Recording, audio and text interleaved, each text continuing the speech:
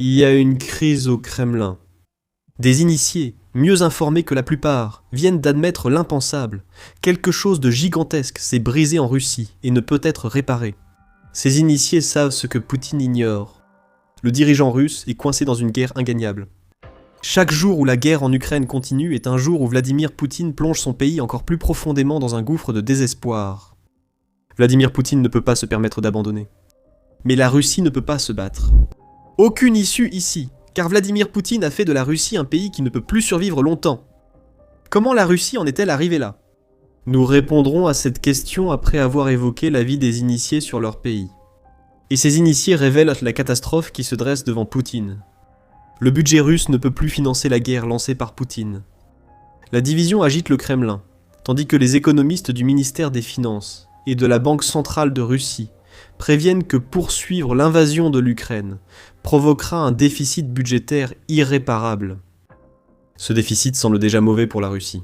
Au cours des 4 premiers mois de 2026, le ministère russe des Finances a rapporté que le déficit avait atteint 5,8 trillions de roubles, ce qui équivaut à environ 80,6 milliards de dollars. C'est déjà assez grave. Mais cela devient encore pire quand on apprend que le même ministère avait prévu un déficit de 3,7 000 milliards de roubles pour toute l'année. Actuellement, le déficit budgétaire de l'État russe représente 2,5% de son produit intérieur brut, ou PIB, et il ne semble y avoir aucun moyen pour la Russie de se redresser, à moins que Poutine ne mette fin à sa guerre. Voilà le problème. Poutine ne va pas s'arrêter, d'où son piège. Les responsables économiques incitent le ministère de la Défense à réduire ses dépenses pour alléger la pression financière de l'invasion de Poutine sur la Russie. United, 24. Médias rapportent que cette pression rencontre une telle résistance que la Russie a été contrainte de revoir à la baisse sa prévision de croissance économique pour 2026 à seulement 0,4%. La Russie est sur le fil du rasoir et elle va bientôt se faire couper. La récession menace tandis que la stagnation s'installe. Et ce ne sont pas seulement les responsables du Kremlin qui demandent à Vladimir Poutine d'ouvrir les yeux sur la situation qu'il a créée dans son pays. Les chefs d'entreprise estiment que la Russie ne retrouvera la bonne voie que si Vladimir Poutine met fin à la guerre. Ces appels sont rarement directs. Pourtant, ce sentiment existe chez les chefs d'entreprise russes si l'on observe attentivement. Le New Voice of Ukraine cite un haut dirigeant, affirmant qu'il suffit de regarder la bourse pour saisir l'opinion des chefs d'entreprise russes sur l'invasion. Les hausses et l'enthousiasme du marché boursier russe après chaque avancée sur les pourparlers de paix négociés par les États-Unis sur l'Ukraine révèlent la véritable réponse, affirme le dirigeant. Le message est clair, les économistes du Kremlin souhaitent la fin de la guerre ou une baisse des dépenses de défense pour réduire la pression.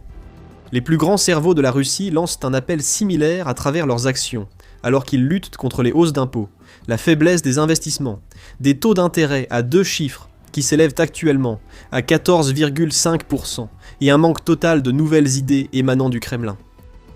Et quelle est la réponse de Poutine à tout cela? Il veut dépenser encore plus pour sa guerre. Chaque appel lancé par ceux qui voient le désastre qui attend la Russie est rejeté par le ministère de la Défense russe. Les responsables militaires, obéissant à Poutine, disent de ne pas s'inquiéter pour le peuple ou les entreprises. Il suffit d'investir plus d'argent dans une guerre vaine. United 24. Médias rapportent que le ministère de la Défense russe réclame davantage de financement, alors qu'il tente de combler un déficit qui devrait atteindre environ 3 000 milliards de roubles, soit environ 41,7 milliards de dollars en 2024. Le même ministère met également en avant l'économie créée par Poutine, comme raison pour laquelle il devrait recevoir plus d'argent. Les contrats militaires dominent tout dans la Russie de Poutine en ce moment. Si le ministère de la Défense dépense moins, il y aura moins de contrats, et les rares entreprises prospères en Russie commenceront à s'effondrer comme le reste. C'est le piège que Poutine s'est créé lui-même. S'il quitte la guerre, il pourrait sauver l'économie russe, mais l'humiliation de l'échec affaiblira sa position et le rendra plus vulnérable que jamais. Mais s'il poursuit la guerre et injecte plus d'argent dans les contrats militaires, il ruine la Russie dans un conflit où l'Ukraine a pris l'avantage à l'approche de la mi-2026. Les gains russes sont faibles et le pays perd du terrain dans certaines régions. Dans un rapport du 1er juin, l'Institut pour l'étude de la guerre, ISW, souligne le principal problème de Poutine. L'ISW a observé des preuves permettant d'évaluer que les forces russes ont pris le contrôle ou se sont infiltrées sur 40,64 km² entre décembre 2025 et mai 2026. Cependant, les forces russes ont perdu 281,1 km² sur la même période si l'on ne considère que le territoire contrôlé par les forces russes, selon le groupe de réflexion. Et cette stagnation sur le champ de bataille entraîne également la mort d'un nombre record de soldats russes. L'Ukraine affirme que la Russie a perdu plus de 35 000 soldats par mois, en mars et en avril, avec des pertes quotidiennes, avoisinant les 1400 vers la fin du mois de mai. Il est probable que nous verrons des chiffres similaires, voire supérieurs, pour ce mois-là. La Russie a échangé tous ses soldats morts contre des gains minimes dans l'est de l'Ukraine, et des pertes nettes dans le sud. Rien de tout cela n'est tenable sur le plan des effectifs. Vladimir Poutine ne se soucie jamais des soldats qu'il envoie qu'au front. Ce qui devrait l'inquiéter, c'est l'impact de sa guerre sur la Russie. Tout le monde voit qu'il est piégé. Pourtant, le dirigeant russe persiste, et la situation actuelle de la Russie révèle tout sur son avenir. Nous en avons déjà parlé en partie. Le déficit budgétaire croissant, l'économie qui stagne. Des responsables et chefs d'entreprise implorent Poutine de cesser la guerre pour sauver la Russie. Pour l'instant, rien ne se passe comme prévu pour la Russie. Lors de l'élaboration du budget 2026, les responsables savaient qu'un déficit de 1,2 à 1,5 billion, soit jusqu'à 20,6 milliards de dollars, se creuserait principalement à cause des dépenses militaires. Cet écart s'est déjà transformé en un gouffre béant, et il ne fera que s'agrandir à mesure que Poutine sacrifiera davantage de soldats et d'équipements pour la guerre. Poutine croit pouvoir soutenir cela par la croissance du secteur de la défense russe, mais c'est impossible. Un porte-parole indique que ce secteur n'est plus aussi dynamique qu'avant. Pendant les premières années de l'invasion, l'industrie de défense russe a cru d'environ 30%, donnant à la Russie l'apparence d'une économie en bonne santé, jusqu'à fin 2024. Désormais, les secteurs liés à l'armée russe ne devraient enregistrer qu'une croissance comprise entre 4% et 5%. Cela signifie qu'ils ont essentiellement atteint leur apogée, et que tout ne fera que décliner à partir de maintenant. La croissance du PIB de 0,4% évoquée plus tôt était initialement prévue à 1,3% avant d'être revue à la baisse par le ministère de l'économie russe. Le Fonds national de richesse russe est désormais inférieur de 60% à son niveau d'avant l'invasion de Poutine. Le déficit budgétaire du pays approche les 3,8% du PIB atteint lors de la pandémie de Covid-19, autrefois considérée comme catastrophique, mais qui pourrait bientôt devenir la norme en Russie. Pourtant, les dépenses publiques continuent d'augmenter. Au cours des 4 premiers mois de 2026, le Kremlin a dépensé 16% de plus que pendant la même période en 2025. Même alors que la bulle économique de la Russie éclate, les dépenses liées au marché public ont augmenté de 41%, rapporte le Statesman. C'est la réponse de Poutine. Il laisse le peuple russe se débattre pendant qu'il vise l'héritage de l'un des grands conquérants russes, un objectif déjà tellement hors de sa portée qu'il ne l'atteindra jamais. Nous revenons donc à la question initiale. Comment la Russie en est-elle arrivée là ? Les dépenses militaires de Poutine ne sont qu'un aspect d'une vaste crise qui touche toute l'économie russe. L'histoire complète implique bien sûr l'Ukraine. Elle concerne aussi le pétrole russe, l'effondrement total du secteur des entreprises civiles, qui a passé des années à plier sous le poids de la guerre, et une dérive vers la stagnation qui nuit actuellement aux civils russes et détruira leur mode de vie à l'avenir. Examinons le problème pétrolier russe. L'Ukraine a grandement contribué à précipiter la Russie dans l'abîme économique. Quand Poutine a envahi l'Ukraine, il pensait que ce pays ne menaçait pas la Russie. Bien qu'elle ait vite montré sa capacité à se défendre, l'Ukraine ne possédait pas d'armes à longue portée pour frapper la Russie sur son sol. Pendant plusieurs années, Poutine avait raison. Hormis de rares frappes avec des armes occidentales à longue portée, la plupart des combats restaient en Ukraine. La Russie s'en sortait à bon compte parce que l'Ukraine ne disposait pas des moyens nécessaires pour mener une campagne soutenue et à longue portée contre l'industrie pétrolière essentielle qui alimente l'économie russe. Comme les temps ont changé. Nous sommes en 2026. Et cela fait plus de 4 ans que cette opération militaire spéciale, prévue pour quelques jours, se poursuit. L'Ukraine est désormais l'une des principales puissances militaires d'Europe, et a développé ces 4 dernières années de nouveaux drones plus puissants, capables de frapper à des milliers de kilomètres en Russie. Comme souvent durant son invasion, Poutine a sous-estimé les capacités de l'Ukraine. La Russie paie désormais le prix, car l'Ukraine cherche à couper la principale source économique qui a longtemps soutenu la guerre de Poutine. Le 1er juin, United 24 Media l'ont révélé dans un rapport. L'armée ukrainienne a réussi à cibler 15 raffineries de pétrole russe depuis le début de 2026, dont beaucoup ont été victimes de multiples frappes par des armes à longue portée que Poutine n'aurait jamais cru que l'Ukraine développerait. Grâce à ces frappes, l'Ukraine a effectivement neutralisé près de 40% de la capacité totale de raffinage de la Russie à la fin du mois de mai. C'est important. Le raffinage permet à la Russie de transformer le pétrole brut en de nombreux produits, principalement l'essence, le diesel et le carburant d'aviation, utilisés par son armée et exportés à prix élevés. Ces frappes contre les raffineries sont accompagnées d'attaques répétées contre les terminaux pétroliers et les installations de stockage russes, ce qui signifie des frappes ukrainiennes. À la fois la source du nerf économique de la Russie et les artères maritimes qui permettent au pays d'exporter son or liquide. Pour enrichir le trésor de guerre de Poutine avec des milliards de dollars. La logique ici est claire. Enlevez le pétrole et vous enlevez l'argent. Et si l'argent disparaît, la Russie doit continuer à s'endetter davantage pour soutenir les dépenses de défense insensées de Poutine. C'est ce que nous voyons actuellement. Ces frappes posent de sérieux problèmes économiques, les raffineries étant coûteuses à exploiter. Elles exigent des équipements coûtant des millions de dollars, ce que vise l'Ukraine. Chaque réparation que la Russie doit effectuer double la douleur. De l'argent est dépensé pour effectuer les réparations, et il est perdu chaque jour où l'équipement est hors service et incapable de remplir son rôle dans le processus de raffinage. Les pénuries de carburant abondent en Russie. Des contrôles stricts sont imposés sur la vente d'essence et de diesel, ce que RBC Ukraine affirme s'étendre jusqu'à la nouvelle Moscou.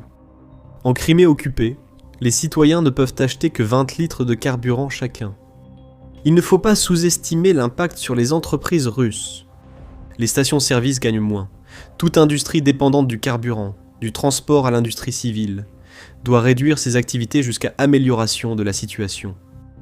Même quelque chose d'aussi simple que les civils qui ne peuvent pas se déplacer pour travailler a un impact sur l'économie russe. En conséquence, les entreprises civiles russes sont en difficulté. C'est un problème que nous verrons plus tard. En ce qui concerne le pétrole russe, et plus largement, le marché énergétique du pays, les restrictions sur le carburant n'affectent pas seulement le pays sur le plan intérieur. Les exportations sont déjà touchées. La Russie a interdit le carburant d'aviation jusqu'au 30 novembre, conséquence directe des attaques ukrainiennes contre raffineries et infrastructures énergétiques. Un phénomène similaire se produit avec l'essence. Le 2 avril, Interfax a annoncé que le Kremlin élargissait l'interdiction d'exporter de l'essence aux producteurs de carburant, en plus de celle visant déjà les non-producteurs. Cette restriction durera jusqu'à fin juillet, mais sera probablement prolongée si l'Ukraine continue ses frappes contre l'énergie. Alerte spoiler, l'Ukraine va maintenir le rythme. L'incapacité d'exporter du carburant paralyse la Russie, surtout depuis qu'Opération Fureur épique a fait grimper les prix du pétrole et de ses dérivés. La Russie devrait en profiter pendant que la situation est favorable, mais selon le vice-premier ministre Alexandre Novak, ce n'est pas le cas. On constate une pénurie de produits pétroliers sur le marché mondial, avec des prix qui ont plus augmenté que ceux du brut. On surveille souvent les prix du pétrole, mais ceux des produits pétroliers atteignent des sommets. Nous constatons que le raffinage diminue en raison du manque de pétrole. De nombreux pays dépendants du pétrole et raffinant localement, dont la Chine, ont interdit les exportations, a déclaré Novak, après l'annonce de l'interdiction d'exporter de l'essence par la Russie. Novak cherche des excuses ici. Cela pourrait aussi être vu comme un message indirect d'un responsable russe à Poutine pour que la guerre en Ukraine cesse. La Russie gagnerait des milliards si son carburant n'était pas utilisé pour l'invasion de l'Ukraine, mais ce n'est pas possible. La guerre doit continuer car Poutine s'est lui-même piégé. La Russie subit des restrictions à l'exportation, perd des milliards de dollars et s'enfonce toujours plus dans un gouffre économique dont elle ne peut pas sortir. Nous voyons déjà le changement en ce qui concerne ce que la Russie peut ou ne peut pas faire avec ses produits copétroliers. Les exportations sont terminées, et cela restera probablement ainsi tant que les drones ukrainiens continueront de voler. Tout cela a évidemment un impact financier important. Mais avant d'approfondir ce sujet, ceci est l'émission militaire, et il y a bien plus à venir. Si vous trouvez de la valeur sur la chaîne, assurez-vous de vous abonner pour voir plus de nos analyses. Dans un rapport du 13 mai, Reuters a révélé que la production de pétrole russe avait diminué de 460 000 barils par jour en avril, par rapport au même mois en 2025. C'est la dernière chose que Poutine voulait voir, dans un mois où la Russie aurait encore pu profiter des prix du pétrole avoisinant les 100 $ le baril en raison du blocus du détroit d'Ormuz. Néanmoins, la fermeture du détroit a au moins permis à la Russie de gagner plus d'argent avec son pétrole qu'elle ne l'aurait fait autrement. Poutine est surtout préoccupé par la situation avant que cet événement n'aide la Russie. En février, Investing.com a révélé que les revenus fiscaux liés au pétrole que le Kremlin tirait des ventes de pétrole avaient chuté de 50% en janvier 2026 par rapport au même mois en 2025. Une baisse similaire a été observée dans les secteurs combinés du pétrole et du gaz. Au même moment, le brut russe de l'Oural se négociait à environ 26 $ le baril. Le chiffre est plus élevé, mais la Russie dépend désormais de facteurs externes pour ses ventes de pétrole. Après l'opération Fureur épique et la réouverture du détroit d'Ormuz, la Russie retrouvera sa situation de début d'année si les prix du pétrole se stabilisent. Ajoutez à cela les attaques ukrainiennes contre raffineries, dépôts et terminaux. Ces problèmes persisteront et empireront tant que Poutine continuera sa guerre. Lorsque le pansement de l'opération Fureur épique tombera, subsistera la profonde plaie du secteur énergétique ouverte par l'Ukraine. L'économie russe ne pourra pas se redresser si elle dépend de gains ponctuels issus d'événements extérieurs, déjà restreints par les limitations à l'exportation du Kremlin. Quant à l'Ukraine, elle ne ralentit pas sur le front des frappes. Au contraire, les résultats déjà impressionnants qu'elle a obtenus au cours des premiers mois de 2026 ne feront que s'amplifier. Des records sont battus. Vous souvenez-vous quand nous vous avons dit que l'Ukraine avait frappé 15 raffineries russes en 2026 ? Si l'on étend cette période à l'ensemble de la guerre, le nombre passe à 24 des 33 plus grandes raffineries russes, rapporte Euromid Press. Selon le média, seules les raffineries russes d'Omsk et d'Angas restent hors de portée des frappes ukrainiennes. Et si l'Ukraine nous a montré quelque chose au cours de ces 4 dernières années, c'est qu'elle ne cesse d'améliorer ses technologies de drones, au point que ces raffineries, situées à l'est de l'Oural, finiront par être à portée. Mais a marqué les principales frappes ukrainiennes contre le pétrole en termes de records. Le 1er juin, Robert Brovdi, commandant des forces de système sans pilote ukrainiennes, a indiqué que l'Ukraine avait frappé plus de 18 infrastructures pétrolières et gazières en mai. C'est un chiffre record, et selon Brovdi, plus de la moitié des cibles frappées par l'Ukraine ont été contraintes de suspendre ou même d'arrêter complètement leurs opérations. Encore une fois, tout cet argent est perdu à cause des réparations et de l'incapacité à extraire, raffiner et vendre des produits copétroliers. Petit à petit, l'Ukraine coûte des milliards à la Russie. Et à un moment où le déficit de l'État russe explose, le fonds national de richesse du pays s'épuise en raison des dépenses militaires massives. Poutine ne peut pas se permettre ces pertes, mais il dépense toujours. Les doigts dans les oreilles, il ignore les signaux d'alarme et demande aux économistes russes de résoudre des problèmes financiers inexistants. Chaque fois qu'une des sanctions volantes de l'Ukraine frappe, c'est le sang vital de la Russie qui est drainé. Les sanctions constituent un autre problème majeur ayant conduit la Russie à sa situation actuelle. Les sanctions commencent enfin à causer de sérieux problèmes à la Russie. Selon David O'Sullivan, fonctionnaire irlandais, il s'est exprimé dans The Guardian en février, où il a déclaré que les sanctions occidentales sont loin d'être une solution miracle, mais qu'elles commencent enfin à avoir le type d'impact sur l'économie russe dont elles ont besoin, pour rendre encore plus difficile à Poutine de s'échapper du piège qu'il s'est lui-même créé. Je suis assez optimiste. Les sanctions ont eu un impact significatif sur l'économie russe, a déclaré O'Sullivan au Guardian, ajoutant « En 2026, tout cela pourrait devenir insoutenable. Une grande partie de l'économie russe a été déformée par la priorité donnée à l'économie de guerre sur la civile. Je pense que défier les lois économiques ne peut durer qu'un temps. » En effet, les sanctions occidentales sont d'une grande portée et ont été mises en œuvre à une échelle que la Russie n'avait jamais connue auparavant. Au moment des commentaires de O'Sullivan, l'Union européenne à elle seule avait mis en place 19 séries de sanctions, touchant plus de 2700 individus et entités dans presque tous les secteurs économiques de la Russie. Le nombre de séries est maintenant passé à 20 Castellum, affirme que la Russie ploie sous le poids de 26 655 sanctions, dont 23 960 ont été mises en œuvre depuis que Poutine a lancé l'invasion à grande échelle. Les États-Unis sont ceux qui ont mis en place le plus grand nombre de sanctions, avec 7392. Le Canada, la Suisse, l'Union européenne, la France, le Royaume-Uni et l'Australie ont imposé des milliers de sanctions, compliquant les activités des entreprises russes. Voici pourquoi les sanctions sont importantes. Prenons de nouveau l'exemple des raffineries de pétrole russes. Quand l'Ukraine frappe une raffinerie avec ses sanctions aériennes, tout ce qu'elle touche doit être réparé. C'est là le problème pour la Russie. Une grande partie des machines qui permettent à ces raffineries de fonctionner nécessitent des composants qui doivent être achetés auprès des pays qui ont mis en place des sanctions. Maintenant, la Russie peut contourner ces sanctions. Depuis le début de la guerre, elle utilise la flotte fantôme pour maintenir l'afflux d'argent du pétrole. Pour acquérir des composants occidentaux, la Russie peut passer par des pays tiers qui achètent d'abord ces composants, puis elle les obtient indirectement. Cependant, cela reste bien plus complexe qu'un achat direct. La Russie doit attendre plus longtemps pour obtenir les composants dont elle a besoin. Elle doit aussi payer ce qu'on pourrait appeler une commission supplémentaire en plus du coût de ces composants, afin d'inciter les pays tiers à aider la Russie à contourner les sanctions. Les raffineries restent à l'arrêt plus longtemps, et la Russie dépense davantage. C'est un exemple d'un problème qui concerne toutes les entreprises russes, sanctionnées par l'Occident. À long terme, ce problème coûte à la Russie des milliards de dollars, des effets qui commencent enfin à se faire sentir. La présidente de la Commission européenne, Ursula von der Leyen, partage l'avis d'O'Sullivan.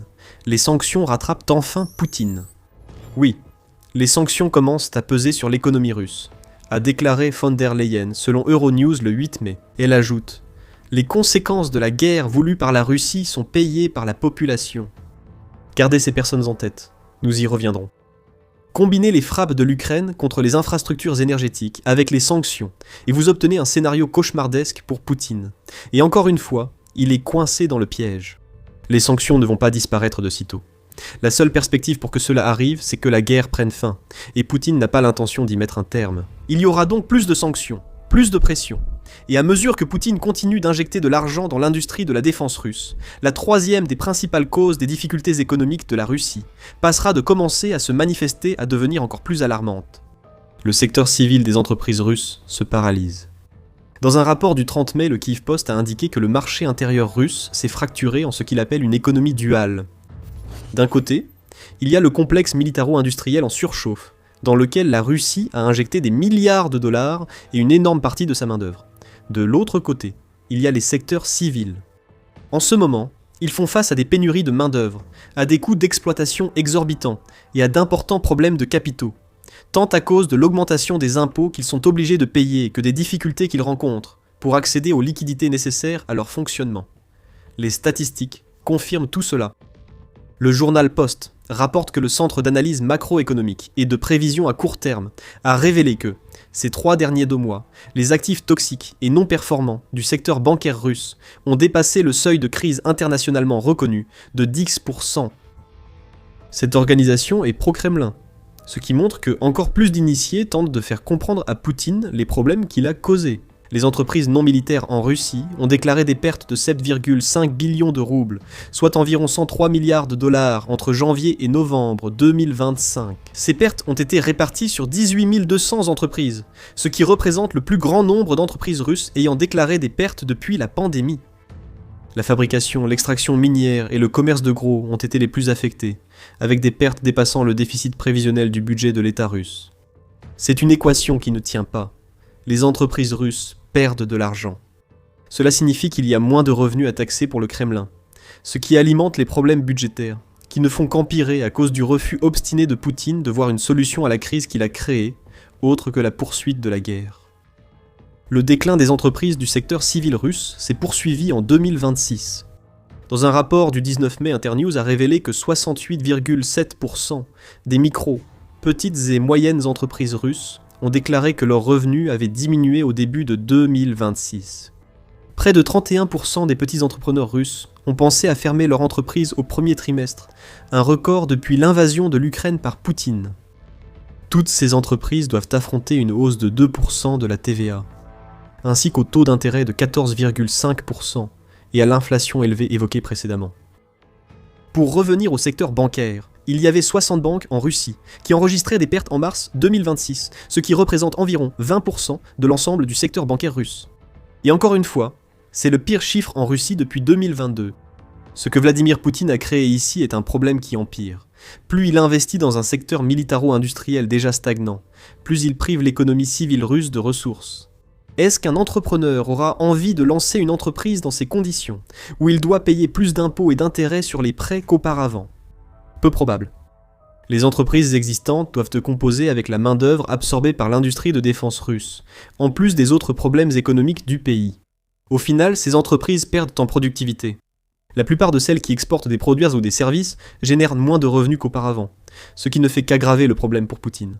Il voit déjà le secteur énergétique russe subir de lourdes pertes. Lorsque les entreprises civiles sont en difficulté comme c'est le cas actuellement, elles ne sont pas en mesure de prendre le relais. Elles sont aussi étranglées, et l'impact est évident pour tous. Forbes a révélé le 9 mai qu'un quart du marché obligataire russe est menacé de défaut, car de nombreuses entreprises ayant emprunté à bateau avant la guerre doivent maintenant se refinancer à des taux bien plus élevés. Le non-paiement des effets de commerce en Russie avait déjà atteint 109 milliards de dollars en janvier, rapporte le média. Il y a ici un château de cartes, et il est sur le point de s'effondrer. Quand les factures ne sont pas payées, les banques ont du mal à s'en sortir. Si les banques s'effondrent, la Russie perd les institutions financières qui essaient de tout maintenir ensemble, ce qui sera une catastrophe de plus pour un pays déjà en pleine morosité économique. Et puis, il y a le peuple russe. Au final, toute cette souffrance économique que Vladimir Poutine a créée en se guidant lui-même dans le piège de son opération militaire spéciale est absorbée par les Russes ordinaires. La Russie risque la récession, tandis que Vladimir Poutine délaisse le secteur civil pour poursuivre la guerre. La stagnation est déjà là. Le PIB de la Russie n'a augmenté que de 1% en 2025, et les prévisions pour 2026 que nous avons déjà partagées sont encore plus basses. Selon la nouvelle voix de l'Ukraine, l'indicateur composite avancé, qui signale l'entrée de l'économie russe en récession, est supérieur à 0,44 depuis novembre 2025. Le seuil critique est de 0,12. La récession arrive, et aucune reprise rapide n'est en vue. Chaque facteur que nous avons abordé dans cette vidéo met en évidence comment la guerre de Poutine est revenue chez lui. Le peuple russe souffre directement, et selon le Télégraphe, l'opposition grandit à mesure que la douleur économique liée à la guerre de Poutine devient insupportable. La réaction de Poutine a été typique. Face à la colère populaire, le Kremlin a limité l'accès à Internet et bloqué des applications comme Telegram pour tenter de contrôler le mécontentement. La confiance envers Poutine est au plus bas. L'Institut VTSIOM, proche du Kremlin, indique que la confiance a atteint un plus bas depuis le début de la guerre, à 71% en avril. Le centre Levada rapportait en mars que 67% des Russes souhaitent que Poutine engage des négociations de paix, mais Poutine n'écoute jamais. Il tente simplement de faire croire qu'il n'est pas piégé. Lors de cette vidéo, Poutine accueille le 5e Forum économique international de Saint-Pétersbourg depuis l'invasion. Raillé par Reuters comme le Davos russe, ce forum vise à créer de nouvelles relations et idées pour l'économie russe. Mais cela n'arrivera pas. Tant que Poutine poursuit sa guerre, il ne fera qu'injecter de l'argent dans la défense russe. On ne peut rien faire. Les drones ukrainiens continueront de voler. D'autres sanctions suivront. Le secteur civil des affaires en Russie et ses civils continueront de s'effondrer. Et il y aura Poutine, coincé dans son trou, faisant semblant que rien de tout cela n'était de sa faute. Alors que la crise explose en Russie, l'Ukraine poursuit ses frappes dévastatrices à longue portée, aggravant la douleur. L'offensive de printemps russe devait tout finir. L'Ukraine tomberait, le Donbass appartiendrait à la Russie. Enfin, Poutine aurait tout ce qu'il exigeait lors des pourparlers de paix, mais l'Ukraine avait d'autres idées. L'offensive de Poutine s'achève, l'Ukraine ayant infligé un coup dévastateur à la ligne de front russe. La Russie essaie. Elle a lancé 7000 attaques. Mais tout ce qu'elle reçoit, c'est un désastre. La progression russe est si lente que même les petits-enfants de Poutine ne verront pas la victoire en Ukraine. La Russie a essayé. Oh, comme elle a essayé. Selon Deep State, une analyse statistique du rythme offensif de la Russie montre qu'il y a eu une augmentation de 37,5% du volume des opérations d'assaut russes au cours du mois de mai. C'était la grande offensive de Poutine. Après 2 mois sombres où la Russie a perdu près de 70 000 soldats lors des premières phases de l'offensive de printemps, cette hausse des assauts devait enfin briser l'Ukraine. À la fin du mois de mai, la Russie avait lancé plus de 7000 attaques contre l'Ukraine. C'est censé montrer la puissance. Mais au vu des résultats de ces frappes, on constate surtout du désespoir. Malgré l'offensive de printemps intensifiée, la Russie n'a presque rien gagné territorialement. Fin mai, la Russie n'avait conquis que 14 km² en Ukraine lors de sa nouvelle offensive. Vous avez bien entendu, 14 km². Pour vous donner une idée, selon les mesures, cela correspond à une superficie à peu près équivalente à celle de l'aéroport de Los Angeles, LAX. Donc, la Russie a essentiellement réussi à capturer l'équivalent de la superficie d'un aéroport en 1 mois, alors qu'elle a lancé plus d'attaques contre l'Ukraine qu'à n'importe quel autre moment, en 2021. Ce n'est pas seulement un mauvais résultat, c'est si catastrophique que Poutine ne verrait jamais la chute de l'Ukraine, même en vivant plusieurs vies. Ces petits-enfants verront toujours les Russes échouer face aux défenses ukrainiennes, et nous vous montrerons bientôt la gravité de la situation pour la Russie. Avant cela, il faut souligner l'ampleur de l'échec russe. L'avancée du pays est désormais si lente que la Russie est passée dans le rouge sur les gains territoriaux. L'Ukraine libère désormais plus de territoires que la Russie n'en revendique. Cela s'est déjà produit une fois en 2026, lorsque la Russie a enregistré en avril une perte nette de territoire de 116 km². Au moins, la Russie, ses assauts d'avril lui avaient permis d'occuper davantage de territoire. Selon Euromaidan Press et United 24 Media, ce que nous avons vu en mai bat tous les records pour de mauvaises raisons, du point de vue russe. La Russie n'a pas connu un mois comme celui-ci depuis la contre-offensive ukrainienne de 2023, une période où la Russie était sur la défensive. La prise de territoire était secondaire jusqu'à la fin de la contre-offensive. Aujourd'hui, la Russie fait de la conquête territoriale sa priorité, mais avance aussi lentement qu'avant, lorsqu'elle n'attaquait pas. Ce n'est pas seulement mauvais, c'est humiliant. Beaucoup de ces informations viennent de Deep State, analyste militaire open source qui fournit des mises à jour constantes sur l'Ukraine. Deep State a partagé les détails sur Telegram et ajouté une mise en garde sur ces chiffres. Bien qu'il faille comprendre que, pour des raisons de sécurité, nous montrons l'avancée des forces de défense de l'Ukraine avec un certain retard. Donc, sans entrer dans les détails, nous sommes prêts à déclarer que c'est le premier mois, depuis des années, après la contre-offensive de 2023, où l'augmentation du territoire occupé par les Katsaps est négative, a déclaré Deep State. Katsaps est une insulte visant les soldats russes. La déclaration précise que les chiffres ne sont pas totalement confirmés, car il reste des actions ukrainiennes à comptabiliser. Mais Poutine, la situation de ton armée ne s'améliorera pas avec les chiffres finaux. Il pourrait sembler pire, surtout si l'Ukraine a lancé d'autres contre-attaques fin mai. Une autre mise en garde est avancée par Euromaidan Press, qui souligne que les chiffres provenant d'Ukraine, en ce moment, dépendent de la méthode utilisée pour mesurer les avancées. Plus précisément, il est indiqué qu'une grande partie de la ligne de front est désormais une zone grise où aucun des deux camps n'exerce un contrôle définitif. La Russie déploie des unités d'infiltration dans ces zones pour donner l'illusion du contrôle, mais nous verrons bientôt comment cette stratégie se retourne contre elle. Si ces infiltrateurs étaient à compter, la Russie réclamerait plus de territoire, mais ce n'est pas le cas, et cela ne devrait pas changer. Quelques soldats dissimulés dans une planque ne constituent pas un contrôle du territoire. Cela signifie simplement qu'il y a des Russes qui essaient de survivre dans les zones grises pendant que l'Ukraine les traque. Deep State n'est pas le seul à évoquer le triste état de l'offensive de printemps et d'été de la Russie. L'Institut pour l'étude de la guerre, ou ISW, a des nouvelles tout aussi déprimantes pour Poutine selon sa propre analyse. Dans un rapport du 28 mai, l'ISW a déclaré que le président russe reçoit des cartes qui présentent des avancées russes largement exagérées, ce qui signifie que tout ce qu'il voit donne une image fausse de la réalité de son offensive. Tout se joue dans les zones grises.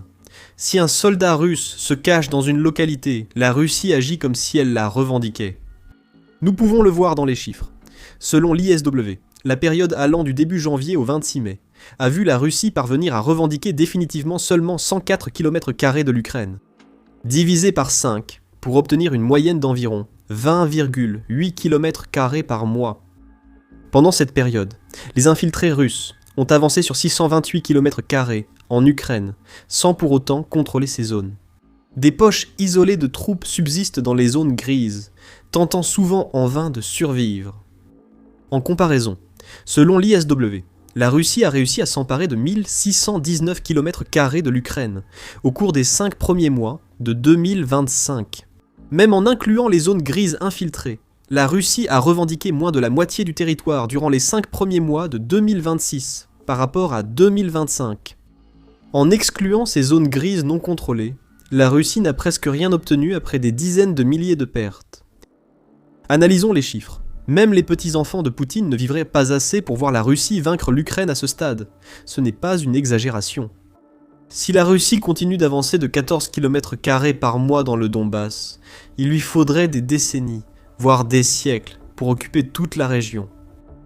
La Russie doit encore conquérir 6000 à 7000 km² de Donetsk, la partie du Donbass qu'elle doit revendiquer avant d'agir comme si elle possédait la région. L'offensive de printemps se concentre sur cette région, et les plus de 7000 assauts russes en mai ont échoué, surtout car les hommes de Poutine font face aux puissantes défenses ukrainiennes dans la ceinture de forteresses urbaines de Donetsk. Pour faire une moyenne, on dira qu'il reste à la Russie 6500 km² de Donetsk à conquérir. Au rythme actuel de sa progression, il faudrait 464 mois à la Russie pour enfin prendre Donetsk. Cela représente environ 38,7 ans si chaque parcelle que la Russie prend désormais est à Donetsk. D'accord, donc Poutine sera mort, mais ses petits-enfants, et peut-être même ses enfants, pourraient vivre assez longtemps pour voir la chute d'une petite région d'Ukraine. Nous allons rendre les choses bien pires pour Poutine. Actuellement, la Russie contrôle environ 20% de l'Ukraine, selon Reuters. L'Ukraine n'est pas un petit pays. Pour tout prendre, la Russie doit occuper 603 550 km² de territoire. Il lui reste 80% de ce territoire à conquérir, ce qui représente 482 804 km². Eh bien, cela s'annonce déjà mal pour la lignée de Poutine. En divisant ce chiffre par 14 km² par mois, on obtient 34 488,6 mois de combat restants pour que la Russie prenne toute l'Ukraine. Cela fait 2874 ans. Quiconque sera issu de la lignée de Poutine à ce moment-là ne saura peut-être même pas qu'il a un lien de parenté avec Poutine. On a l'impression qu'on verra la mort thermique de l'univers avant que la Russie obtienne la victoire en Ukraine que Poutine souhaite tant. Je plaisante un peu ici. Évidemment, la guerre en Ukraine évolue, et les 14 km² pris en mai ne signifient pas que la Russie ne revendiquera que cette zone chaque mois. Il y aura des mois où elle en revendiquera plus, et vu ce que nous avons vu de l'Ukraine en 2026 jusqu'à présent, il y aura des mois où la Russie sera du côté perdant dans la bataille territoriale. Pourtant, la Russie est censée avoir l'une des armées les plus puissantes du monde, et pourtant, elle a passé le mois de mai à lancer plus de 7000 assauts et à sacrifier environ 1500 soldats par jour à la fin du mois de mai, simplement pour prendre assez de terrain pour un aéroport. L'œuf rencontre le visage de Poutine. L'embarras russe est évident, alors que la ligne de front de Poutine s'effondre. Cela soulève la question clé. Comment cela a-t-il pu arriver ? Une prétendue superpuissance militaire s'est retrouvée réduite à un petit joueur.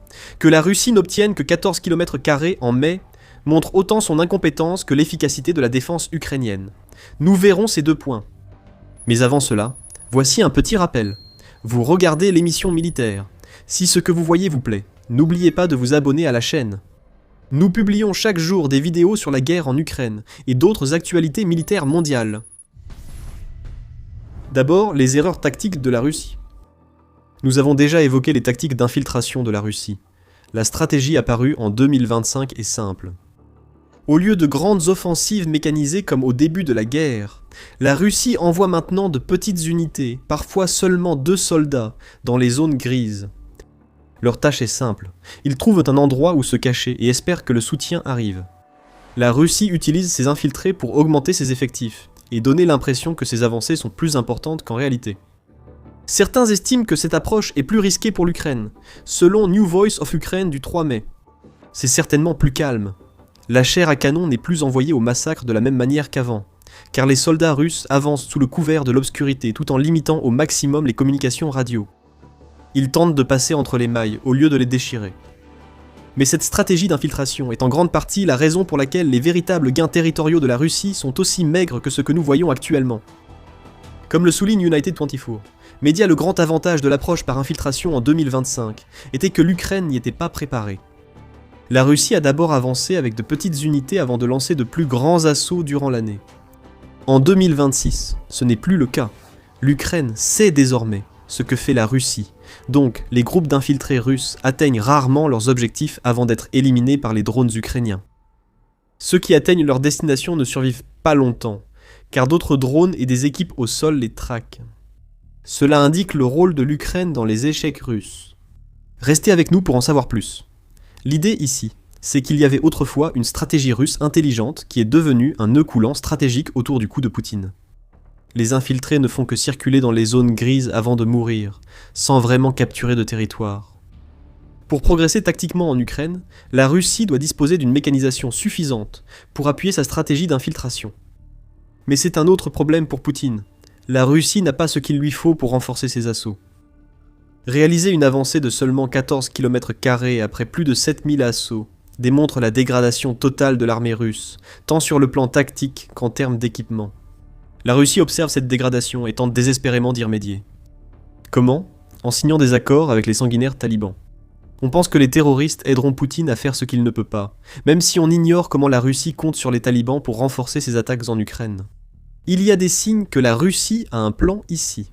Selon United 24 Media, la Russie a proposé de réparer le matériel de l'époque soviétique que les talibans possèdent actuellement. C'est du matériel que les talibans ont récupéré lors de leur combat contre l'Union soviétique il y a des décennies. Maintenant, la Russie propose de le réparer, et la raison semble être de mettre en place un petit flux d'armes qui pourrait revenir en Russie. Si c'est le plan, alors la Russie ne va pas récupérer grand-chose. Les talibans n'ont que de vieux équipements, tels que des chars T-55, T-62 et quelques anciens hélicoptères. Ce type d'équipement est facilement ciblé par les drones ukrainiens. Cela n'aidera pas la Russie à rendre ses assauts plus efficaces. Même si les chars talibans arrivent en Ukraine, les soldats russes pourraient ne pas les utiliser. Dans un rapport du 28 avril, Gwara Media, un média basé dans la région ukrainienne de Kharkiv, a affirmé que les unités russes dans la région refusent activement de mener des assauts mécanisés. Ils ont peur, et ils ont raison de l'être. Conduire un char ou un blindé fait surtout de vous une cible plus grande pour les drones ukrainiens, donc la force censée soutenir les infiltrés n'arrive souvent pas, même si elle est disponible. En parlant de main-d'œuvre, c'est un autre facteur qui explique la performance médiocre de la Russie en mai.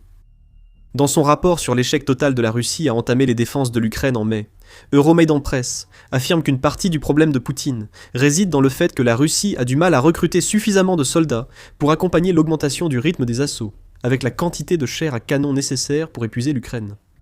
L'armée ukrainienne use plus vite la main-d'œuvre russe que Poutine ne peut la remplacer, un problème récurrent pour la Russie depuis début 2026.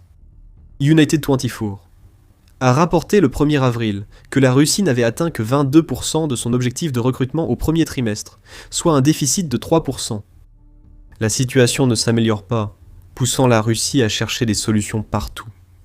Des mercenaires étrangers sont engagés car trop de Russes ont compris qu'un contrat pour combattre pour la Russie en Ukraine est un aller simple. Selon Radio Free Europe Radio Liberty, l'armée russe a même piégé des ivrognes dans les rues pour leur faire signer des contrats. Ces ivrognes se réveillent avec des maux de tête, se demandant pourquoi ils sont dans des bureaux de recrutement en attendant d'être envoyés en caserne. Les chiffres russes deviennent inquiétants.